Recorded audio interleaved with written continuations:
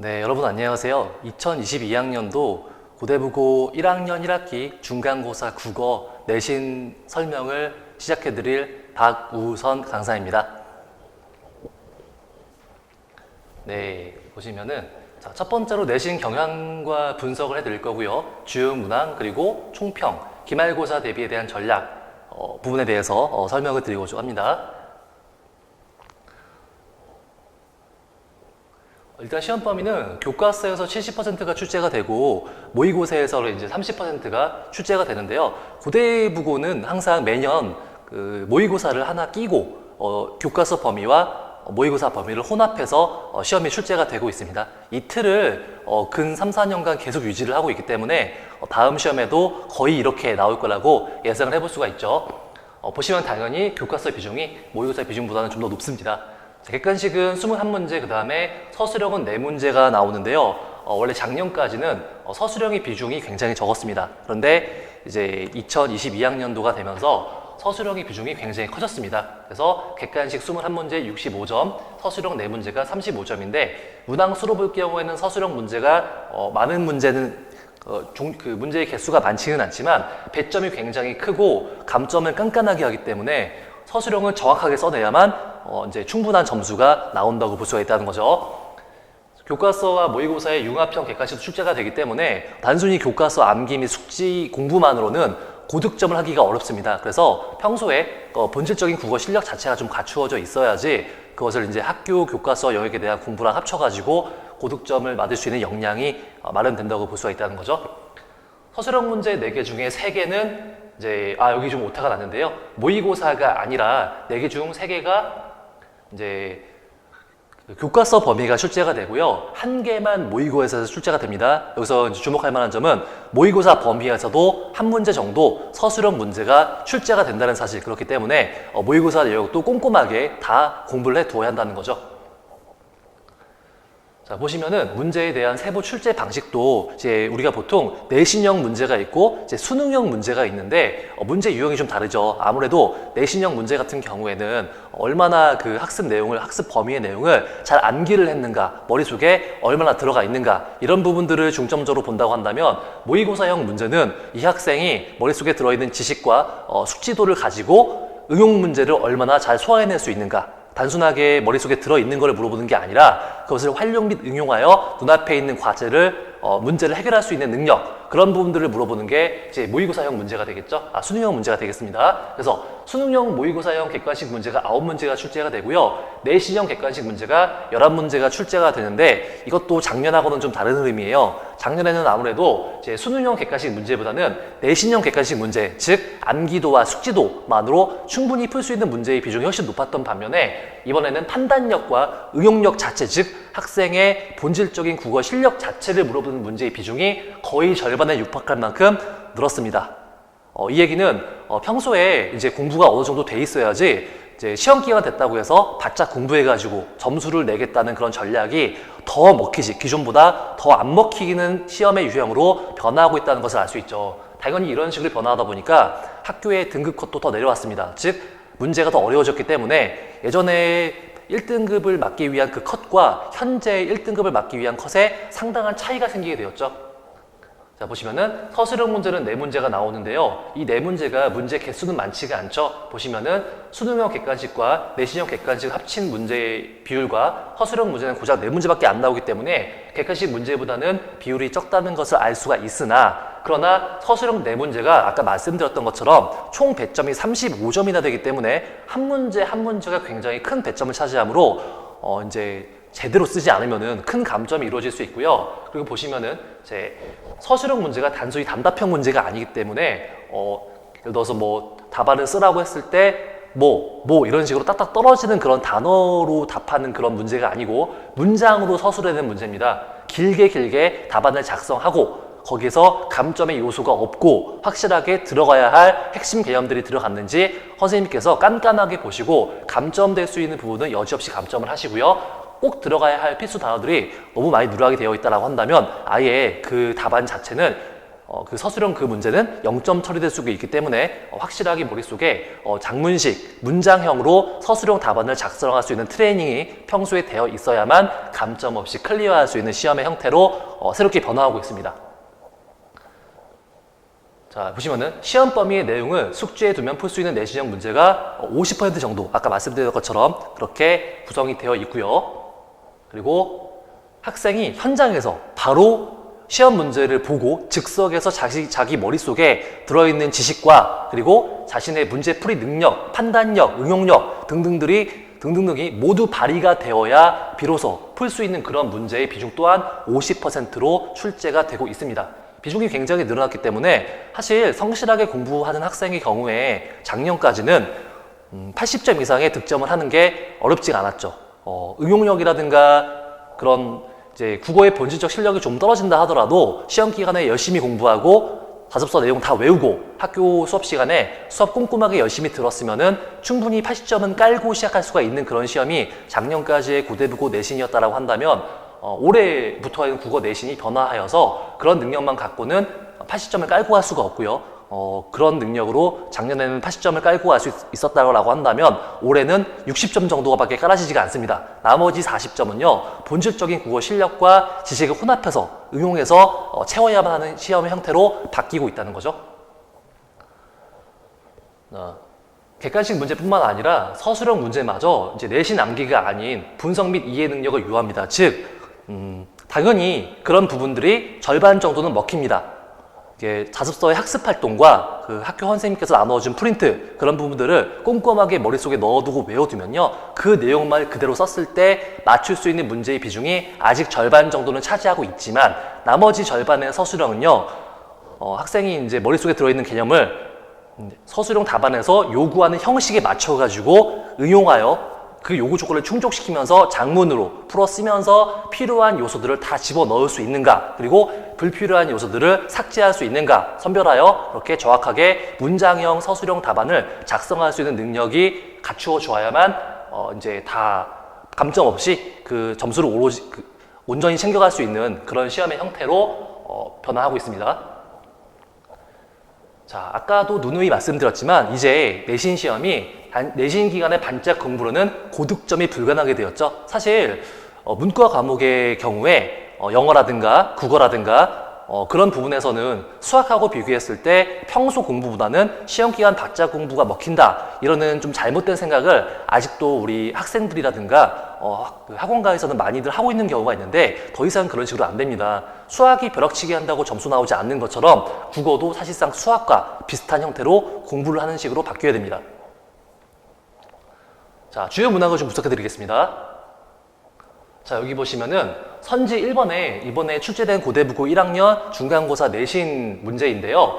여기서 선지 1번에 희화화라는 말이 나옵니다. 희화화라는 단어는 학교에서도 여러 번 설명을 했고 교과서에서도 이미 충분히 나와 있는 내용이죠. 그런데 이제 여기 3번 선지에 연쇄적 표현이라는 그 개념이 나오는데, 연쇄적이라는 단어 자체는 교과서에서도 나오지 않고 학교 프린트에서도 나오지 않습니다. 그래서 공교육만으로 좀 힘든 부분이 있다는 건데요. 이거는 문학에서 이제 우리가 개념 공부를 할 때 기본적으로 배우는 부분이긴 하지만 학교 교과서에서는 누락되어 있기 때문에 이제 미리 이런 부분에 대한 숙지가 되어 있지 않다라고 한다면 이 선지의 내용이 무슨 소린지 몰라서 답안을 이제 작성하는데 어려움을 겪을 수 있고 오답이 될 수도 있는 그런 혼란을 겪을 수 있는 거죠. 그래서 사전 개념 공부가 기초가 탄탄하게 갖춰져 있어야지 맞출 수 있는 그런 문제라고 할 수 있습니다. 자, 여기는 객관식 문제 5번인데요. 본문의 내용에 대해 이것은 이제 응용 문제죠. 아까 말씀드린 것처럼 이제 내신형 문제가 아니라 모의고사 형태로 머릿속에 있는 지식과 경험과 판단력을 가지고 이 보기를 응용하여서 판단하여서 자신의 판단력으로 정확한 답을 맞출 수 있는 능력을 물어보는 문제입니다. 그래서 본문의 내용에 대해 문학적 갈래를 문학에는 이제 서사 갈래, 그다음에 운문 갈래 등등등 여러 갈래가 있는데 그 갈래들을 자신의 머릿속에서 변형하여서 적용시켜서 답을 찾는 문제입니다. 여기 보시면은 극갈래와 서사갈래의 특성과 공통점 및 차이점이 명확히 숙지되어 있어야 풀 수가 있습니다. 예를 들어서 극갈래와 서사갈래의 공통점이라고 한다면 갈등의 존재 유무겠죠? 갈등이라는 요소가 있는가? 그것은 공통점입니다. 근데 극갈래는 주로 이제 대사와 행동으로 묘사가 되는 그런 갈래고, 서사갈래는 서술자의 설명으로 이야기가 진행이 되는 그런 차이점이 있기 때문에 이런 디테일한 공통점과 차이점이 애초에 숙지되어 있는 상태로 그런 지식을 바탕으로 문제를, 보기를 응용하여서 선지를 골라서 답을 찾는 그런 문제가 되겠습니다. 자, 이 경우에도 이제 운율이라는 것은 리듬이죠. 우리 시, 운문 문학에서 배우는 그런 운율에는 다양한 운율이 있는데요. 내재율이 있고 외형률이 있고, 그 외형률 중에서도 여기 나와 있는 A 선지가 말하는 바 음보율, B는 음수율, 그런 식으로 각각 이 선지들이 의미하는 어떤 종류의 운율인지에 대한 개념을 머릿속에 들어 있어야지 그것을 바탕으로 답을 골라낼 수 있는 그런 문제가 되겠죠. 이런 운율적 개념을 학교에서 선생님들이 굉장히 성의가 있으신 국어 선생님이라고 한다면 자세하게 설명해 주실 겁니다. 그런데 그걸 모두 다 알고, 이제 학생들이 어느 정도 알고 있다라고 생각을 하시고 바로 출제를 해버리시는 경우도 많기 때문에 이것은 다시 한번 중학교 때 한번 배운 내용이긴 하지만 고등학교에 와서 다시 한번 꼼꼼하게 정리가 되어 있어야지 이런 문제에 대처할 수가 있다는 거죠. 자, 서술형 3번 문제의 경우에도 자, 답안을 작성하는데 이 경우에는 교과서 암기식 문제가 되겠습니다. 정답은 기다림 하나로도 깜빡 지나가 버릴 생, 이렇게 시의 본문에서 그대로 가지고 와서 쓰면 되는 내용이고요. 당연히 이런 부분들은 충분히 출제 가능성을 예측할 수가 있었던 부분이죠.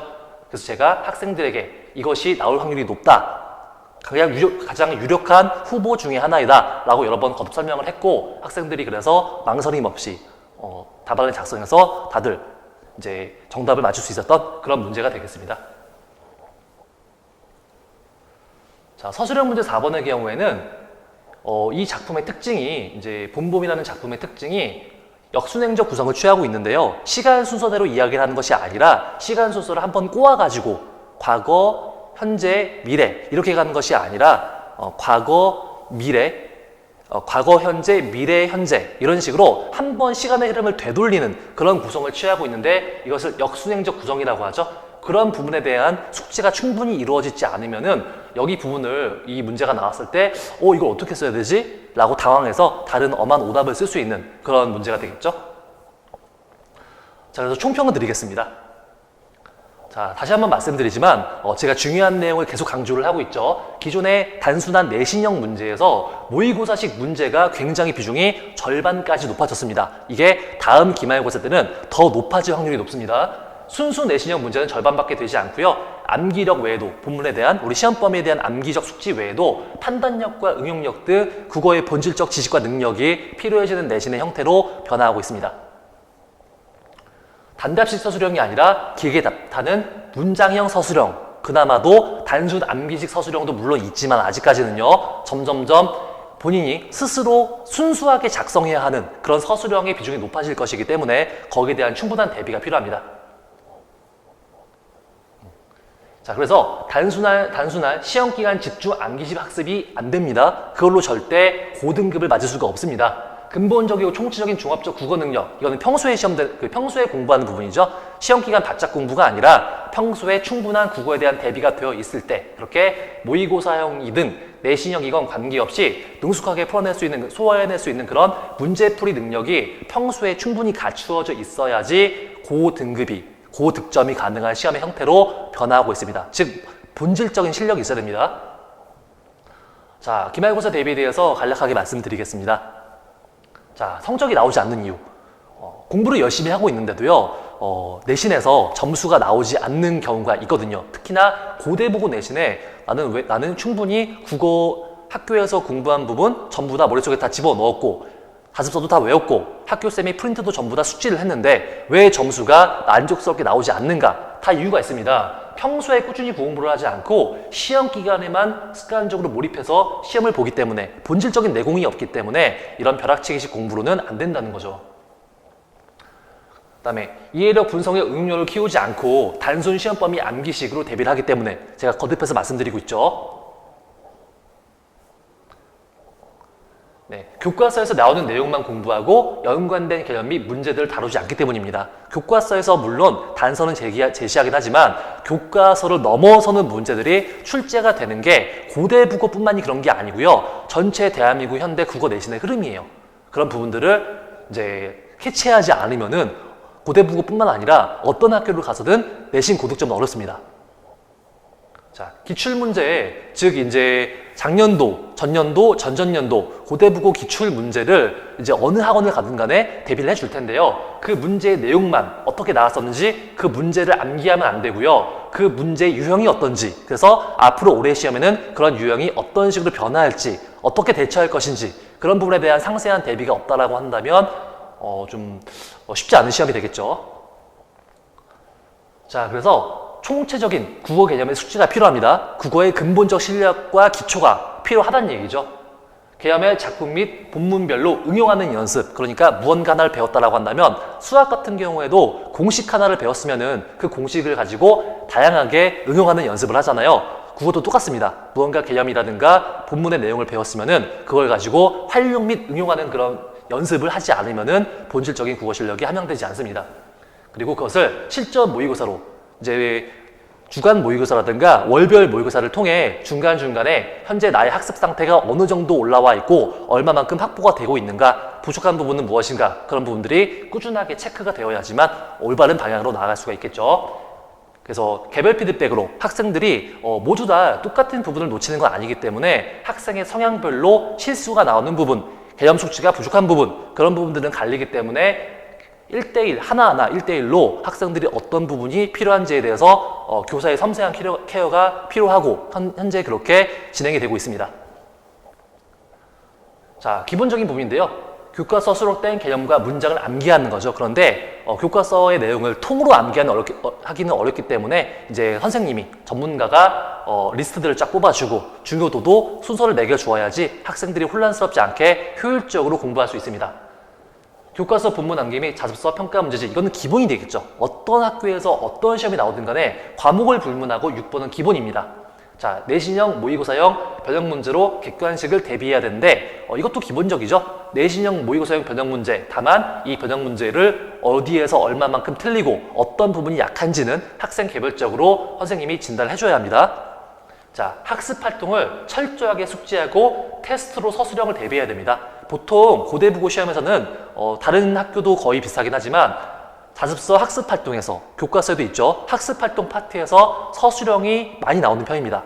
물론 고대국어 시험의 경우에는 절반 정도는 학습 활동에서 출제가 되지만 나머지 절반은 그대로 출제하는 것이 아니라 응용해서 그 학습 활동의 내용을 한 번 꼬아가지고 이제 응용해서 내기 때문에 학생이 그런 실력도 갖추어야겠죠. 자, 학습 전략. 자, 최상위권의 경우에는 최상위권이 정말 예를 들어서 모의고사에서 1등급을 맞을 수 있는 학생이다. 그 정도의 국어 역량이 있다. 그런 학생이 손을 대기 힘들 만큼 어려운 문제는 고대국어 내신에는 출제되지가 않습니다. 하지만 하나가 틀릴 때마다, 실수 하나 할 때마다 등급이 하나씩 내려간다고 볼 수 있죠. 1등급은 그 파이가 많지 않기 때문에, TO가 많지 않기 때문에 그 인원이 얼마 안 되는 1등급의 순위권에 들어가기 위해서는 절대로 한 문제도 실수해서는 안 됩니다. 자, 그 다음에 상위권 바로 위에 있던 한 2등급 정도의 학생들 같은 경우에는 내신형 문제만 치중하지 말고 모의고사형 문제도 해결할 수 있는 능력이 필요합니다. 즉, 예측하지 못한 형태의 문제가 나왔을 때 그것을 소화해낼 수 있는 그런 대처 능력이 필요하다는 얘기죠. 교과서 학습 활동 및 선생님의 예상 출제 개념 설명 숙지로 서술형 대비를 확실하게 할 수가 있습니다. 그래서 문제당 1.2점씩, 그러니까 서술형 문제에서는 좀 적절하지 않은 경우에 학교 선생님께서 감점을 해버리시거든요. 그런데 이 1.2점이 상위권 학생들이 감점되는 구간이라고 한다면 90점대라거나 80점대, 88, 89 이런 구간이 되는데, 거기에서는 아이들이 많이 몰려있는 구간이기 때문에 1점 감점될 때마다 등수가 3등, 4등씩 내려갑니다. 그래서 잘못하면은 등급 자체가 아래로 한 단계 떨어져 버릴 수 있기 때문에 절대 서술형에서 감점당하지 않도록 철저한 대비가 필요한다고 볼 수 있습니다. 자, 중상위권 같은 경우에 3등급 정도의 학생을 말하는 거겠죠. 개념 숙지를 확실하게 하고 해당 개념을 적용하는 학습에 힘써야 됩니다. 단순히 암기하는 것뿐만이 아니라 이 친구들은 응용해서 예기치 못한 문제가 나와도 충분히 소화해낼 수 있는 그런 대처 능력, 본질적인 국어 실력을 키우는 것이 중요하죠. 학습 활동의 내용을 노트에 쓰면서 단순히 그냥 눈으로 보는 것이 아니고 노트에 쓰면서 스스로 반복 숙지해서 머릿속에 정확하게 넣어가지고 활용할 수 있도록 하고 문제 풀이의 양을 충분히 늘려서 객관식 출제 경우의 수를 최대한 많이 확보하기라고 되어 있는데 학교 선생님께서 어떤 식으로 문제를 출제할지 하나하나 100% 예상하는 것은 불가능하기 때문에 최대한 많은 경우의 수, 최대한 많은 문제 유형을 풀어보면서 대비를 해 나간다고 한다면 그 중에 학교 선생님께서 내신에 출제하실 문제와 비슷한 유형의 문제가 반드시 대부분 걸리게 됩니다. 그런 경험을 바탕으로 대처할 수 있는 그런 능력을 키워야 합니다. 자, 하위권 같은 경우에는 절대적인 공부량 자체가 부족한 학생들이기 때문에 교과서에서 주요 부분들을 표시하면서 수업을 듣는 것, 즉 지루하게 그냥 앉아있는 것이 아니라 자기 스스로 학습에 강약을 두어가면서 내용에서 이 부분은 중요한 부분, 이 부분은 선생님께서 언급하시지 않은 부분 이런 식으로 좀 선별해가면서 포인트를 주면서 공부를 해야지 이제 수업 시간에 졸거나 이제 다른 생각을 하는 게 아니라 몰입해서 학습이 될 수 있겠죠. 그다음에 가장 중요한 기본이 되겠죠. 항상 내신을 공부할 때는요 따로 개념 정리 노트를 만들어서 그 학습의 내용을 수업의 내용을 스스로 좀 정리해 가면서 노트에다 다시 한번 적어보고 정리해 가면서 공부한 부분이 기본이 된다고 할 수 있겠습니다. 당연히 최상위권, 상위권, 중상위권 학생들은 전부 다 그런 부분이 기본적으로 되어 있다는 전제가 필요하겠죠. 그 다음에 개념 정리 노트를 만들어서 옮겨 적으며 복습하기, 그리고 틀린 문제를 반드시 기록해가며 꼼꼼하게 피드백하기. 학생들이 문제 푸는 것 의외로 문제 푸는 것 자체에 대해서는 별로 거부감이 없는데 정말 싫어하는 부분들이 틀린 문제를 다시 보면서 자기가 왜 틀렸는지 확실하게 숙지하는 거, 이걸로 되게 귀찮아하고 싫어합니다. 사실 그래서 점수가 잘 안 나오는 부분도 있는데 그 정도로 그치면 안 되고요. 꼼꼼하게 확인해서 자신의 부족한 부분을 채우는 건 물론이고 그게 뭐 때문이었는지 어느 부분이었는지 따로 노트를 만들어서 기록하는 것까지 되어야 비로소 어느 정도 공부가 되고 있다라고 말할 수가 있다는 거죠. 자, 다시 한번 말씀드리지만 암기형 문제 외에 모의고사형 문제, 즉 본질적인 실력을 물어보고 응용력과 대처력을 물어보는 그런 문제에 대해서 평소에 익숙해 두어야 합니다. 틀린 문제를 기록해 두어야 합니다. 한번 보고 이제 알겠어 하고 넘어가면 안 됩니다. 그거를 종이로 노트에다가 기록해가지고 남겨두고 반복적으로 숙지를 해야지 다시 그런 실수를 하지 않게 됩니다. 그리고 말씀드린 것처럼 학습활동, 서술형 대비가 되겠죠. 반복 노트 정리를 해서 완벽하게 머릿속에 넣는 부분은 기본입니다. 자, 중간고사 분석을 총체적으로 요약해드리자면요. 여기다 나와 있죠. 제가 아까 말씀드린 부분, 그리고 주요 문항 분석에 대해서 신진학습 전략 이런 식으로 참고하시면 되겠습니다. 앞에서 다 이야기를 한 부분이기 때문에 여기는 넘어가겠습니다. 자, 여기까지 고대부고 이제 국어 내신 이번 중간고사에 대해서 분석해드렸는데 고대부고 내신은 앞으로 더 어려워질 전망입니다. 국어 같은 경우에는 이게 이렇게 딱 변해서 고차가 될 것은 아니고요. 이런 흐름으로 나아가겠다는 모습을 어떤 그런 경향으로 나아가겠다는 방향을 이번 시험에서 보여줬다고 인식하면 되겠습니다. 단순히 이번 시험만 어렵고 다음 시험에도 이 정도로 어렵게 나올 거라고 섣불리 예측하면 안 됩니다. 전반적으로 지금 코로나가 거의 끝나가고 있고요. 교육부에서도 그런 식으로 학교들한테 그동안의 쉬운 내신에서 학생들의 학습 역량을 확실하게 파악할 수 있는, 그걸 선별할 수 있는 그런 내신의 방향으로 가라고 지침을 내리는 경향이기 때문에 학교에서도 그런 지침을 받아들여서 전국적으로 기존의 내신 난이도를 올해부터는 전폭적으로 좀 늘리고 있는 추세입니다. 난이도를 올리고 있죠. 그렇기 때문에 이것은 이번에 딱 이만큼 늘리고 앞으로 이렇게 계속 가는 것이 아니라 점점 더 어려워져가지고 특정 수준의 그 난이도가 도달하기 전까지 계속해서 어려워지는 흐름으로 갈 거기 때문에 당연히 다음 시험에서는 모의고사형 문제, 학생들의 암기력이 아닌 이해력과 응용력, 판단력을 물어보는 문제가 더 많이 출제될 것으로, 확대될 것으로 예상이 되기 때문에 여기에 대한 충분한 대비를 하지 않으면은 굉장히 당황하고 학습에서의 좌절을 맛볼 수 있는 그런 흐름이 만들어지므로 여기에 대한 철저한 대비와 준비가 필요하다고 할 수 있겠습니다. 자, 여기까지 2022년 고대부고 1학년 국어 중간고사에 대한 분석을 마치겠습니다.